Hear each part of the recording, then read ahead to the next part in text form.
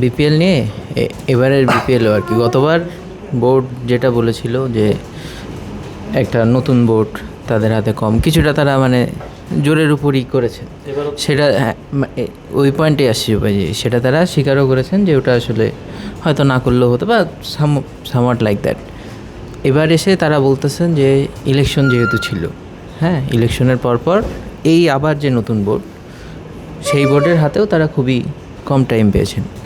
প্রশ্ন হচ্ছে যে বিপিএল যে হবে, বিপিএলের তো উইন্ডোটা এফটিপি যখন আইসিসির আগের এফটিপি তখন থেকে তো তারা উইন্ডো একটা নিয়ে রেখেছেন, তাই না? এবং এটার কারণেই তো আসলে দিন শেষে বিপিএল জোড়াজুড়ি, কারণ না হলে উইন্ডোটা ফাঁকা যাবে, এখানে ইন্টারন্যাশনাল কিছুও থাকবে না, অন্য কিছুও থাকবে না, সর্বোচ্চ একটা হয়তো ডোমেস্টিক লিগ তারা করতে পারে।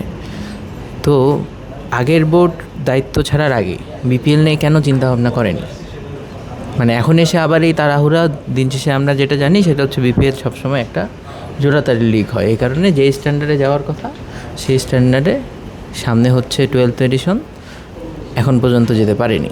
তাহলে আগের বোর্ড আসলে কেন ভাবেনি?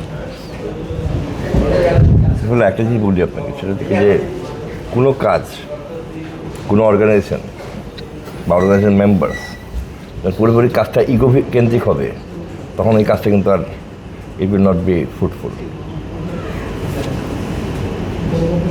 আমি এবার বিপিএলটা না করলে আমাদের অনেক বড় কোনো লস আমি দেখতেছিলাম না। মানে এবারেরটা না গতবার? এবারেরটা, হ্যাঁ। কিন্তু যেহেতু ফারুক ভাই করছে, আমারও এসে করতে হবে, ইট উইল নট ব্রিং এনিথিং। আমি যদি 1 বছর সময় নিতাম, যে আমি 1 বছরের মধ্যে ভালো একটা মডেল দাঁড় করে তারপর একটা আইএমজি যাদেরকে আনা হয়েছে তাদেরকে আপনাকে প্রপারলি ইউটিলাইজ করবো, প্রপারলি তাদেরকে টাইম ফ্রেমটা দিতেন, তাহলে আপনার একরকম হতো।